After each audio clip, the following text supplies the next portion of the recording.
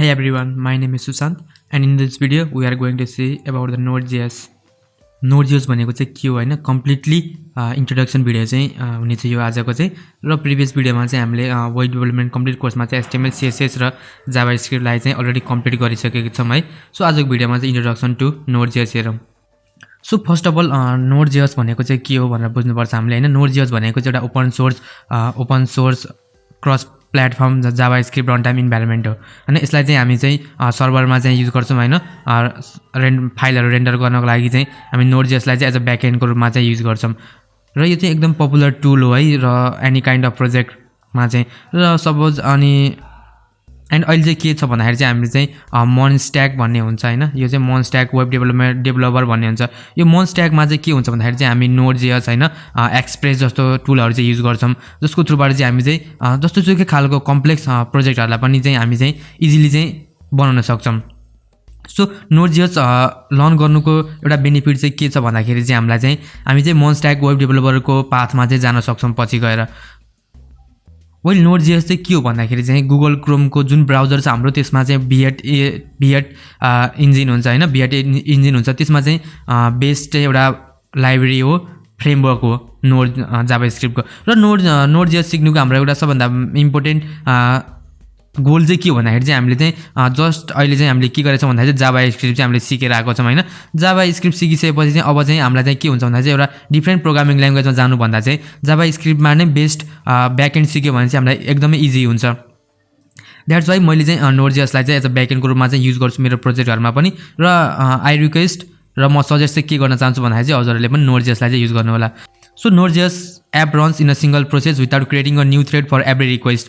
Node.js provides a set of asynchronous input-output primitives in standard library that prevents JavaScript code from blocking, and generally libraries in Node.js are written using non-blocking paradigm, making blocking behavior the exception rather than the norm.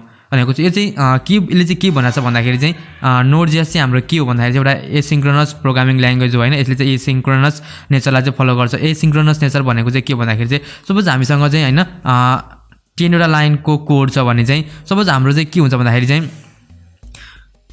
Browser या कुनै पनि एउटा programming ल्याङ्ग्वेजमा चाहिँ के हुन्छ भन्दाखेरि चाहिँ suppose हाम्रो चाहिँ फर्स्ट लाइनको कोडमा चाहिँ मैले एउटा हेलो वर्ल्ड भनेर प्रिन्ट गराएको छु भने चाहिँ हैन जबसम्म यो हेलो वर्ल्ड भन्ने हाम्रो यो फर्स्ट लाइन अफ कोड चाहिँ एक्जिक्युट हुँदैन तबसम्म चाहिँ जुन हाम्रो रिमेनिङ अरु हुन्छ 3 4 5 6 7 8 9 10 अरु बाकी जति लाइन कोड हुन्छ नि मुनि त्यो चाहिँ एक्जिक्युट हुन पाउँदैन के। But in case of Node.js ले चाहिँ के गर्छ भन्दाखेरि चाहिँ सपोज हाम्रो चाहिँ यहाँनिर चाहिँ एउटा अब हैन के छ भन्दाखेरि चाहिँ यहाँनिर चाहिँ एउटा अहिले चाहिँ हामीलाई एउटा अलर्ट बक्सको रूपमा चाहिँ देखाएको छ भने चाहिँ यसले चाहिँ के गर्छ भन्दाखेरि चाहिँ यसलाई यो प्रोसेसलाई वेट लाइन नम्बर 1 लाई चाहिँ कोड हुनले चाहिँ वेट गर्दैन कि यदि यो चाहिँ कुनै वेटिङ फंक्सन छ भने चाहिँ यसले के गर्छ भन्दा चाहिँ रिमेनिङ तलको जति पनि छ नि त्यो सबैलाई चाहिँ कोडलाई चाहिँ हाम्रो चाहिँ रन गर्छ। त्यो चाहिँ एउटा एसिन्क्रोनस नेचर भनिन्छ यसलाई हैन। यो चाहिँ म अहिले चाहिँ धेरै डिटेलमा कुरा गर्दिन। मैले जुन वेब डेभलपमेन्ट कोर्स छ त्यो कम्प्लिट कोर्समा पनि मैले यो जस्तै प्रोमिसेस हैन एसिन्क्रोनस नेचरहरु हैन अरु धेरै एडभान्स जावास्क्रिप्ट कन्सेप्टहरुलाई चाहिँ मैले युज गरेको छैन पढाएको छैन बिकज त्यो चाहिँ एज अ बिगिनर चाहिँ अलिकति बुझ्न गाह्रो हुन्छ हैन र त्यसमै फेरि हजुरले त्यसमा पढ्न थाल्नु भने चाहिँ त्यही कुरामा चाहिँ अल्झिन सक्नुहुनेछ भन्ने रिजनको कारणले गर्दाखेरि चाहिँ मैले चाहिँ एडभान्स जावास्क्रिप्ट चाहिँ गराएको छैन। बट अपकमिङ डेजहरुमा म त्यो जावास्क्रिप्टको अरु टपिक्सहरुलाई पनि कभर गर्नेछु।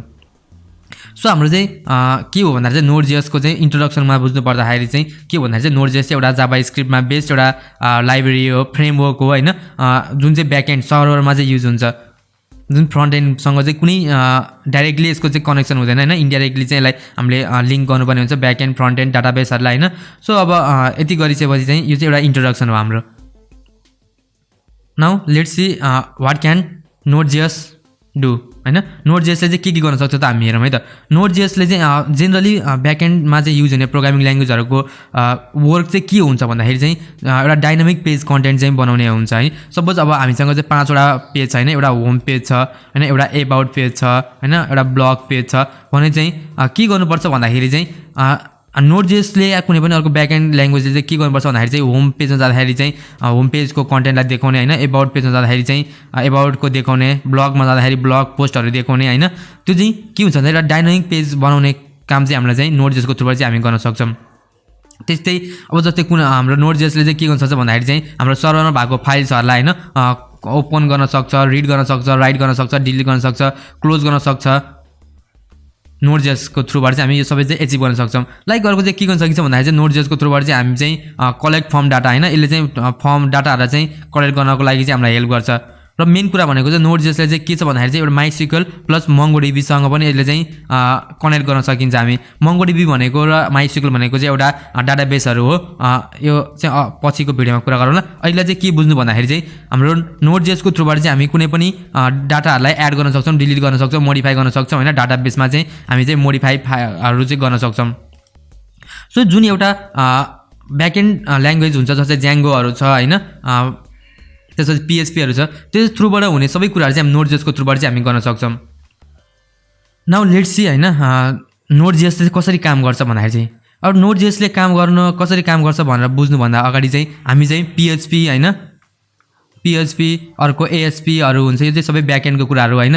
जस्तै Djangoहरु छ हैन, यिनीहरु चाहिँ कसरी काम गर्छ भन्ने कुरा चाहिँ हामी हेरौँ है त। सपोज हामी चाहिँ के हो भन्दाखेरि एउटा क्लाइन्ट हौ हैन, हामी चाहिँ ब्राउजरमा गएर चाहिँ सपोज हामीले चाहिँ के गरे भन्दाखेरि चाहिँ ओके मैले ब्राउजरमा गएर के गरे भन्दा चाहिँ facebook.com भनेर हाने हैन। अब के गर्छ भन्दाखेरि चाहिँ योले चाहिँ ब्राउजरले चाहिँ हाम्रो के गर्छ भन्दाखेरि चाहिँ हाम्रो सर्भरमा जुन छ, सर्भरमा चाहिँ एउटा के गर्छ हामीलाई रिक्वेस्ट चाहिँ सेन्ड गर्छ के, रिक्वेस्ट सेन्ड गर्छ हैन। रिक्वेस्ट चाहिँ के सेन्ड गर्यो भन्दा चाहिँ facebook.com भने हामीले एउटा रिक्वेस्ट चाहिँ सेन्ड गर्यौं हैन। हाम्रो सर्भरमा चाहिँ के गर्यो भन्दाखेरि चाहिँ हामीले रिक्वेस्ट चाहिँ सेन्ड गर्यौं र रिक्वेस्टको सेन्ड गरेको चाहिँ गर्दाखेरि चाहिँ अब सर्भरमा चाहिँ यसले चाहिँ के गर्छ भन्दाखेरि चाहिँ हेर्छ कि अब फाइलहरुलाई हेर्छ। अब facebook.com लाई चाहिँ हेर्छ त्यो फाइल्सहरु हैन, HTML फाइलहरु, त्यस्तै अब जस्तै अरु के हुन्छ CSS फाइलहरु हैन, JavaScript फाइलहरु यसलाई चाहिँ हेर्छ। र हेर्दाखेरि चाहिँ के हुन्छ भन्दाखेरि चाहिँ यहाँ चाहिँ एउटा हामी चाहिँ वेट स्टेट हुन्छ के, र यसले वेट स्टेटको बारेमा भन्छु। र त्यो एउटा फाइललाई चाहिँ के गर्छ भन्दाखेरि चाहिँ एउटा एज अ रेस्पोन्सको रूपमा चाहिँ यसले चाहिँ हामीलाई चाहिँ ब्राउजरमा चाहिँ हाम्रो क्लाइन्टलाई चाहिँ रेस्पोन्स चाहिँ सेन्ड गर्छ। सो यो दुईटा रिक्वेस्ट पठाउने र रेस्पोन्स पाउने बीचमा चाहिँ एउटा के हुन्छ वेटिङ स्टेट हुन्छ। यो वेटिङ स्टेटमा चाहिँ के हुन्छ भन्दाखेरि चाहिँ हामी चाहिँ अरु रिक्वेस्टहरु चाहिँ ह्यान्डल गर्न सक्दैनौं के हैन। जब हामी चाहिँ PHP ASP Django जस्तो फ्रेमवर्कहरु युज गर्छौं हैन, ल्याङ्ग्वेजहरु युज गर्छौं, तब चाहिँ जब एउटा ब्राउजर र क्लाइन्ट सर्भरको बीच एउटा रेस्पोन्ड र रिक्वेस्ट सेन्डको एउटा टाइमिङ हुन्छ, त्यो बीचमा चाहिँ के हुन्छ भन्दाखेरि चाहिँ एउटा वेट स्टेट चाहिँ हाम्रो हुन्छ। त्यो वेट स्टेटमा चाहिँ अब चाहिँ ब्राउजरले चाहिँ सर्भरले चाहिँ के गर्छ भन्दाखेरि चाहिँ एउटा अर्को नेक्स्ट रिक्वेस्टहरुलाई चाहिँ ह्यान्डल गर्न चाहिँ सक्दैन के। सो दैट्स व्हाई यो चाहिँ एउटा चाहिँ के हो भन्दाखेरि चाहिँ ड्रब्याक जस्तो हो हैन, PHP ASP जस्तो कुराहरु चाहिँ ल्याङ्ग्वेजहरु चाहिँ युज गर्दाखेरि। But in case of Node.js हैन, अब चाहिँ Node.js को हामीले युज गर्दाखेरिको बेनिफिट चाहिँ के छ त भन्दाखेरि चाहिँ सपोज एउटा कुनै पनि एउटा फेरि पनि मैले भने सपोज एउटा कुनै पनि एउटा ब्राउजरमा गएर कुनै क्लाइन्टले चाहिँ हैन अब google.com भनेर हाने हैन। अब google.com भनेर हानिसपछि चाहिँ के भयो भन्दाखेरि चाहिँ हाम्रो एउटा रिक्वेस्ट सेन्ड भयो है, ब्राउजरले चाहिँ सर्भरमा चाहिँ रिक्वेस्ट सेन्ड भयो र ब्राउजर र सर्भरमा चाहिँ अब चाहिँ यो google.com चाहिँ हामी चाहिँ फाइल चाहिँ खोज्छ है।